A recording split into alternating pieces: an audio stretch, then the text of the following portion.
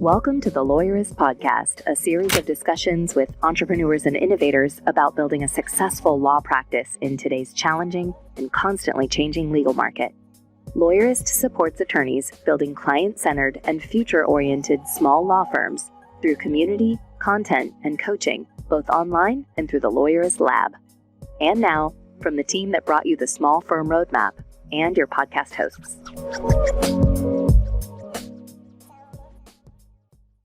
Hi, I'm Jennifer Wiggum. And I'm Stephanie Everett, and this is episode 447 of the Lawyerist podcast, part of the Legal Talk Network. Today, I'm talking to a member of our lab coaching community, Aaron Elinoff, about getting alliance with your team. Today's podcast is brought to you by Clio, Posh Virtual Receptionists, and LawPay. We wouldn't be able to do this show without their support. Stay tuned. We'll tell you more about them later on. So today I want to bring up something that has been stirring around in my brain for the past couple of days, and I don't have it all figured out yet, but I thought I could put the issue out there and we could start a conversation, if that's cool. I love it. Go. So I was at a conference recently, and in one of the sessions, we were talking about partner compensation and how we just think of it fundamentally wrong, which is something I've been passionate about for a while and talk about. And one of the things the speaker said is this idea of origination credit, right? Which when we give origination credit, so many firms do this. We're essentially paying a commission, but we're paying a commission for life because we continue to pay that commission for that client for every dollar they bring into the firm, not just on the first dollar collected, but all the way through. In fact, we even transfer it to a new person if that person, the original person, goes away or retires. And so he was just talking about how this idea really started as a commission, but most salespeople don't get a commission for every dollar they collect. And then we're not really incentivizing just the bringing in of the business, which was the original point of this whole concept. Right. So just know I've been sitting with that and thinking about that and thinking about how, yes, I do agree it's fundamentally flawed and what's a better way. And then I was in another session really talking about how do we make our firms destinations of choice for employees, because we know retention and hiring continues. I was at 2 conferences in the last 2 weeks, and that was the number one talked about thing in both conferences with very different levels of firms. Everybody was just talking about hiring and retention. And so this person was talking about pay equity and, unfortunately, the pay disparity that exists with a lot of our law firms. And the idea that people are getting paid differently for very similar work based on being a woman, being a person of color. And so I think I was sitting in there and I sort of had this aha moment. So here's my big idea. I think that origination credit, it plays a large part in the pay disparity that happens at our law firms, especially at the partner ranks. Women, people of color, they don't have the same access currently to close those deals, to originate those clients. Like they are contributing in very important, significant ways. But historically, that contribution has been minimized because the idea of origination credit has been so highly valued and promoted over most things. I mean, most law firms will pay out significantly more for origination credit than for other contribution. So now you're probably wondering, that's great, Stephanie. What do we do with all this? I don't know. This is my big aha. I'm on a mission to change it. I think I do have some ideas about what to do with it. I think it starts with obviously rethinking how we compensate our owners and our other team members. What are we incentivizing? What value do we place on everyone's entire contribution to the company? And so what I'd love to do is I'm going to start a LinkedIn post after we record this, throw out some ideas and get a conversation going, because I think these are big problems and not something we'll tackle in this intro to this podcast. But I think it's a discussion that our industry needs to have, and I'm really excited to get it going. Yeah, I look forward to reading that. And now let's hear your conversation with Aaron. I'm Aaron Elinoff. I'm a partner of Novo Legal Group, an immigrant rights law firm with offices in Denver and Seattle. Hey, Aaron, welcome to the show. Excited to talk to you today. Thanks. So to kick us off, tell us a little bit about your firm. How big is it? How long have you guys been around? Give us a little background. Sure. We're a high volume, predominantly immigration law firm. About 80% of our work is immigration. We have about 40 people on staff, 7 or 8 attorneys right now. And our immigration work is split pretty equally between affirmative-based family immigration and removal defense, what we call immigration litigation. It's been around since, technically we started in 2018, in June of 2018, so we've been around for coming up on 5 years. It was created when I merged my firm with a friend of mine, Bryce Downer. He had just gone out and started his own firm, and we realized that we had some synergy between our personalities, our expertise, and frankly, what it is that we like to do when it comes to the practice. So that's how we got started. Yeah, great. I mean, that's a pretty large team. Are you guys all in the office or remote or hybrid? We're all over the place. We got an office in Denver, which has its kind of our headquarters. We have probably 17 or 18 people that are based out of Denver. However, that's not everybody actually goes into the office. I think we have probably 4 or 5 in Denver are almost exclusively from home. Then we have an office in Seattle. See, there's only 4 people in that office. And then we have an army of interns as well as a collection of remote paralegals. So we work with a company out of Guadalajara. So I think we have 4 or 5 immigration-specific paralegals in Guadalajara specifically. Very cool. So we're talking about healthy teams today. And a big challenge I think a lot of business owners have when it comes to our teams is getting alignment and getting them all moving in the right direction. And would love to kind of hear a little bit more, because I know you've just completed this process and really been very intentional with it. So tell me where you guys were maybe before. I know you did some visioning work. What was that process like, and how did that go? It was painful. Let's see, it started in about August. And in August of 2022, I had made the conscious decision to hang up my suit, essentially, and try to really scale back how much legal work I was doing. And so at that point, really, I decided that there was sort of an agreement among the management team that somebody needed to just focus on building the business, on the business itself, on development, on processes, on our finances, etc. And so that was me. So as part of that, I joined Lawyerist, read the small firm roadmap, started really focusing on the business itself and their structure, how we operate, and really coming up with a bit more of a vision. It was through that process that I realized I'm not actually a visionary. I'm more of an integrator. Yeah. So probably in September, October is when I really felt comfortable enough with some of these concepts, start introducing them to my management team. And we started with core values. And we had 2 full days devoted basically sitting down in a bar and just going over massive lists of concepts, values, ideas that we thought really embodied who we are and what we think is most important in what we do. And then after literally 2 8 to 10 hour sessions, we narrowed it down.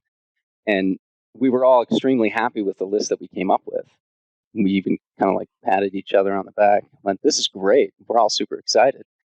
And then it kind of stopped. We lost quite a bit of momentum from there, and we didn't quite get to our vision. We didn't get to reimagining or implementing our level 10 meetings or anything like that. We went back in many ways to the way that things had been operating, with working meetings with countless people in those meetings that didn't really need to be there, without a real goal or an understanding of the systems that should be in place. So in fact, I had on a couple of occasions tried to implement a new meeting structure, saying we are no longer going to have working meetings, that these things that can be resolved by email or by text message or chat or by a one-on-one conversation need to happen that way. You should no longer be wasting 12 other people's time.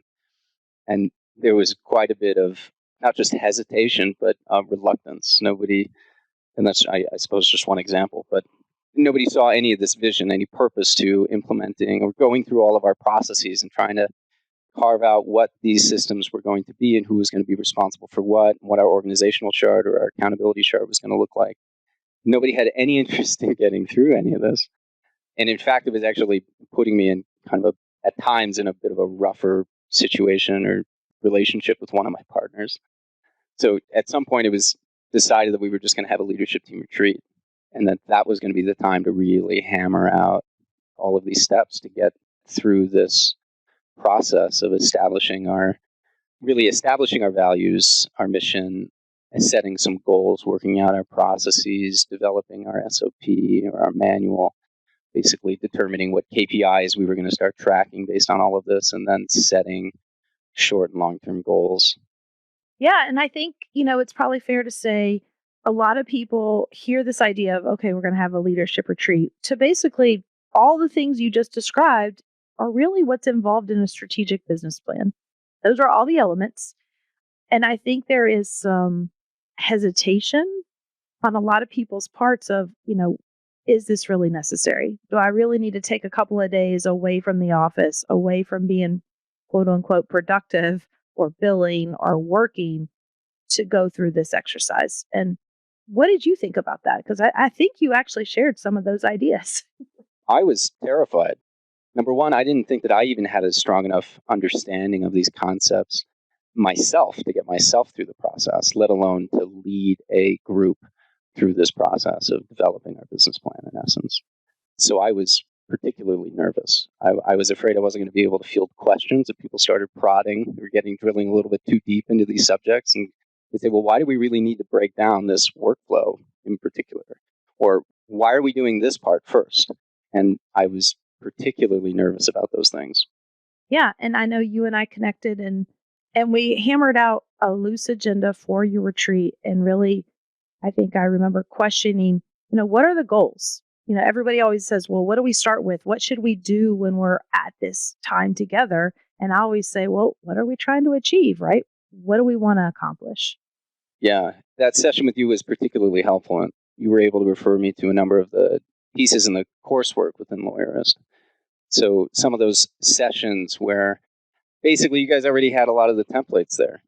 And so what I did was, once we had established, in essence, like an agenda, which I broke it down to each of the different steps that we needed to accomplish, how long each piece was going to take. I tried to attribute that time on an agenda and break it out enough that we weren't going to run out of time, or I wasn't going to attribute too much time to one thing that ended up taking us 20 minutes. And then once I did that, I adapted the Lawyerist curriculum for us in particular, and then tried to create my own examples in each piece so that I had something demonstrative to show the team and we could work from. This is probably a great place to take a quick pause. Let's listen to our sponsors and we'll be right back. The Lawyerist podcast is brought to you by Posh Virtual Receptionists. As an attorney, do you ever wish you could be in two places at once? You could take a call while you're in court, capture a lead during a meeting, or schedule an appointment with a client while you're elbow deep in an important case? Well, that's where Posh comes in. Posh is a team of professional, U.S.-based live virtual receptionists who are available 24/7, 365. They answer and transfer your calls, so you never miss an opportunity. With Posh handling your calls, you can devote more time to billable hours in building your law firm. And the convenient Posh app puts you in total control of when your receptionist steps in. So if you can't answer, Posh can. And if you've got it, Posh is always just a tap away. With Posh, you can save as much as 40% off your current service provider's rates. Even better, Posh is extending a special offer to Lawyerist listeners. Visit posh.com/Lawyerist to learn more and start your free trial of Posh Live Virtual Receptionist services. That's posh.com/Lawyerist. And by Clio. What do solo and small firm lawyers with great client relationships have in common? They use cloud-based legal practice management software to run their law firms. This is just one finding from Clio's latest legal trends report. There's no getting around it. The fact is, when it comes to client expectations, standards are higher than ever before for lawyers. Proof is in the numbers. 88% of lawyers using cloud-based software report good relationships with clients. For firms not in the cloud, barely half can say that. That gap is significant. For more information on how cloud software creates better client relationships, download Clio's Legal Trends Report for free at clio.com/trends. That's Clio, spelled CLIO.com/trends. And by LawPay. Did you know 80% of lawyers struggle to make their firms profitable? If you want to build a thriving practice, you need the right set of tools. LawPay, the #1 legal payments processor, and MyCase, the leader in legal practice management software, have joined forces to offer law firms a complete software solution. Access everything your firm needs to succeed all in one place. Track time, send invoices, get paid, handle accounting and three-way trust reconciliation, manage client intake, and more without switching between programs. Plus, access dozens of integrations that seamlessly sync with your current software. Over 65,000 lawyers trust LawPay and MyCase to streamline their firm's operations. In fact, users get paid 39% faster and gain 3 billable hours per day on average. So why wait? Learn more and schedule a demo now at lawpay.com/lawyerist. That's lawpay.com/lawyerist. I'm back, Aaron, and I'd love to hear a little bit more now, shifting gears to what actually happened. So then you get to the actual retreat itself, and you guys spent, was it 2 days together? 4 full days. Wow. Yeah. So you were willing to dedicate 4 full days of your team's time. And this, in this case, was a subset of your team. It was your leadership team. So this wasn't like all 40 folks, right? Correct. And yeah, I mean, I guess I'm just curious, like, how did it go? What happened? It was great, but not at first. You know, each of us has our strengths, right?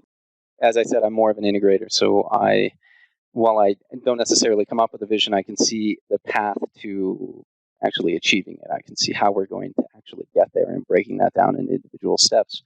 My partner, Bryce, is more of the visionary. He comes up with 20 exceptional ideas a day and then has zero capacity to actually act on any of them. So that sort of falls on the rest of us. My other partner, Luis, is the lawyer technician, and that is all that he wants to do. And anything that is not legal work is really just a distraction. So when we first arrived, and we did this up in the mountains in a small town, so we were able to be just completely isolated from everybody, which was essential. That was a #1 recommendation as far as a necessary element to having a successful retreat is you need to get isolated. You need to step away and be out of your comfort zone a little bit so that you don't fall into the same standard ways of thinking. And then once we actually got there, there was a tremendous amount of hesitancy to even begin engaging in some of these sessions. The first piece was like, why are we wasting our time doing this? Do you know how much other work I have to do? And I think it was at the end of day 2 when we had actually gotten through our process. We had finished outlining our process and we had started, or we had gotten halfway through developing our accountability chart. And one of my team members goes, oh my God, we had it projected up on a TV in the Airbnb that we were renting. And he looks at this thing and he goes, this is what you've been talking about this whole time?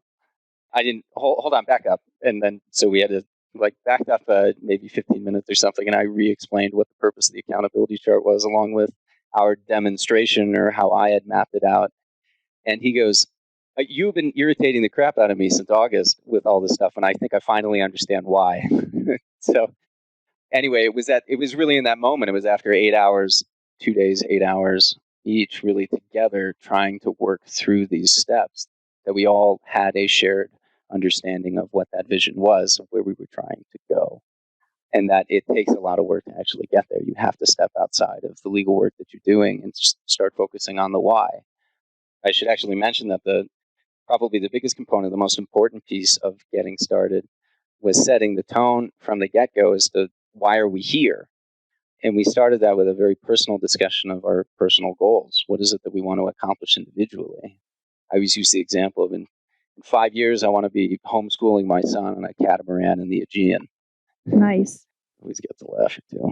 But it at least puts things in perspective, right? It's a particularly selfish concept, but we work in an industry or in a practice area that caters to bleeding hearts, right? People give their all to the immigrant community and representing these disadvantaged or marginalized communities. And so it doesn't really attract the corporate warriors. So to lead off this discussion with something, particularly in a team setting, by saying, this is what I want to do personally. It has nothing to do with any of you. It has nothing to do with our business. This is what I want for myself. And it enabled everybody else to engage in that same exercise of investigating what it is that they want for themselves. And then from there, we were able to back it up and say, all right, how are we going to get there? In order for me to be on a catamaran in the Aegean, what does that look like here? What is it that's going to require? And then we shifted that focus to everybody else individually.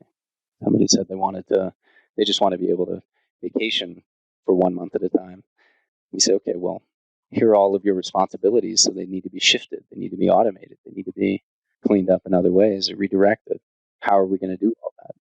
Yeah, I love that. And so through this discussion, everybody was able to share their personal goals, but then you guys were able to wrap that into, this is what we would need for the business, how the business would need to change so that we could make these things happen.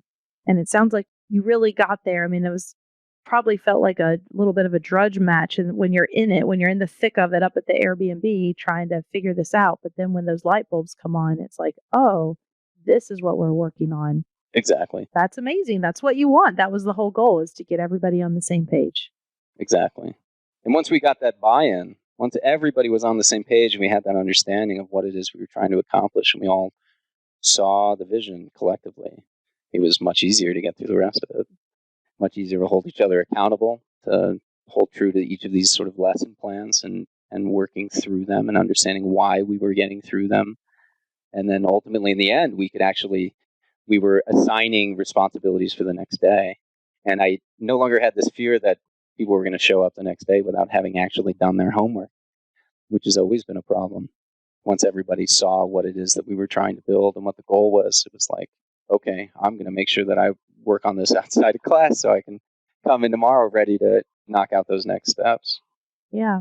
And then, the hard part is, have you been able to keep that energy going? Because obviously when you're away, like you said, you're in that different headspace and you have that time dedicated to it.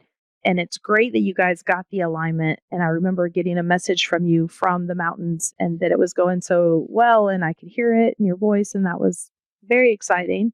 But then it's always, how have things changed in the office coming back from the retreat, and in the months since you've done it? Have you noticed a difference in that sense?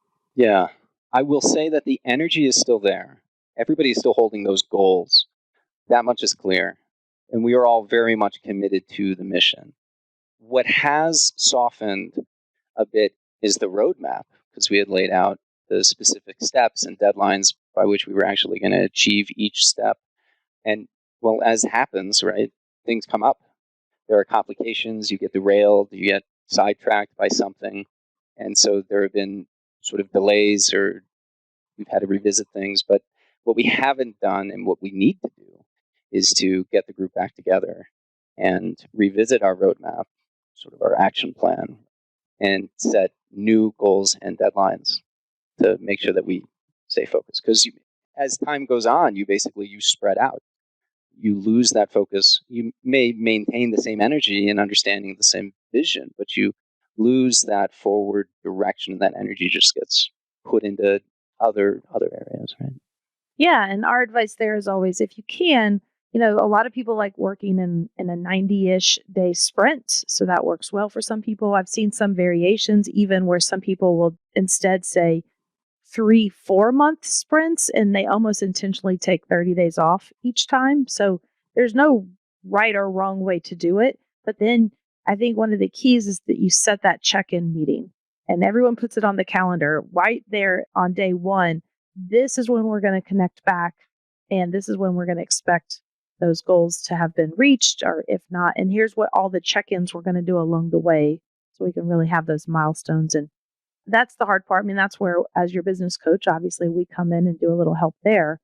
But it sounds like you guys got a great start. And a lot of times it does kind of take that restarting, right? Now we got to go back, regroup, remember what we were doing. Okay, let's try that again. Maybe you scoped those goals a little too ambitious or too many. So then it's like, next time, let's maybe not do quite as many so we can get them done. Right. What we failed to do for sure was to set that follow-up meeting. We set deadlines, but we didn't anticipate the number of complications or derailments in some of the plans. Yeah. That's why we say relentless incrementalism. We're always learning, we're always testing. So it's like no judgment. Okay, that was a learning, and let's just do it differently next time. What advice would you give to someone that's listening and has been thinking about doing this for a while and is like, okay, Aaron's kind of convincing me this is probably worthwhile doing? What advice or takeaways would you share with them? Number one is prepare over prepare. The more you can have written down, the more you can have planned out, the better. And the stronger your understanding of the process you want to take everybody through, the better.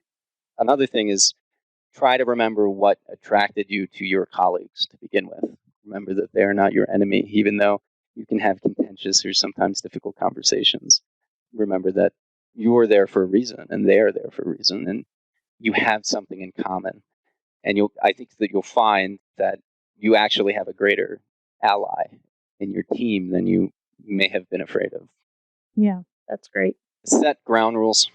That's a big piece. Yeah, that'd be number 3. Did you have some like, okay, we're all going to be present, we're not going to check email, our phones and laptops aren't allowed, or, there's all kinds, and if anyone's wondering, you can like Google meeting expectations and come up with tons of examples that are really helpful. Yeah, we went through, rather than actually taking everybody through the session of establishing meeting norms, I just created them, and then we had a very brief discussion saying this is a safe space. We're all here voluntarily because we want the best for ourselves, for our company, for our clients. And then I went through just what I thought were particularly the most important norms, right? Like holding each other accountable, and we're going to try and start and end on time. We're going to keep a list of back burner items, and we are going to feel comfortable asserting ourselves in conversation, saying, I appreciate what it is that you're saying. That is a conversation for another time. Let's put that on this list and come back to it. That was a big piece. Yeah, I love it. And I'm curious too, you decided to facilitate it yourself. In hindsight, how did that work? And I have, as you know, I have facilitated other people's. I've also self-facilitated ours. So I have some thoughts on this, but you can go either way. There's no right or wrong answer, but how did that work for you to have to be the facilitator and be in the meeting as a participant? I think it was good. I didn't have as much of an issue with it. Even in hindsight, I would have preferred to have had somebody facilitate because it would have been less work on me to have prepared, right? And it was absolutely exhausting for those 4 days to be fully on, like totally engaged, not just facilitating the discussions themselves, but also, participating in them and coming up with my own ideas and then trying to record everything simultaneously it was particularly exhausting. And being able to just relieve yourself of those burdens and be a participant, I think, allows for a bit more creativity or a little bit more flexibility, creativity, relaxation. I don't know. You might be able to come up with other different ideas. But since I had also already been through this process, at least myself individually, my participation in a way wasn't as important. Yeah. I was much more concerned about making sure that everybody else was on board with what we were doing. And so facilitating the sessions was almost the point. Yeah. Well, I am just so pleased that it went so well because I do know you were anxious about it, nervous about it, completely understandable. And then, like I said, getting those messages when you were in it and seeing the breakthroughs happen sort of real time was really fun. And I'm really glad you shared this with us because I do think it's so important to do, taking this time away from the business. And maybe not everyone has 4 days. I know we do a lot that I've done them 1 day or 2 days. 4 is a lot, and I'm glad you were able to do that. But I want to tell everyone, don't let that be the reason that you get discouraged and think you don't need to do it. Thanks, Stephanie. I was very grateful for your help, for your guidance, and for the resources with Lawyerist as well. Awesome. Well, thank you so much for sharing, and we look forward to seeing what the team does now that you guys are all aligned, and we'll get those new deadlines and meetings set, and then watch out, world, because a lot of big things are going to be happening. I'm excited for it too. The Lawyerist podcast is edited by Brittany Felix. Are you ready to implement the ideas we discuss here into your practice? Wondering what to do next? Here are your first 2 steps. First, if you haven't read the Small Firm Roadmap yet, grab the first chapter for free at Lawyerist.com/book. Looking for help beyond the book? Let's chat about whether our coaching communities are right for you. Head to Lawyerist.com/community/lab to schedule a 10-minute call with our team to learn more. The views expressed by the participants are their own and are not endorsed by Legal Talk Network. Nothing said in this podcast is legal advice for you.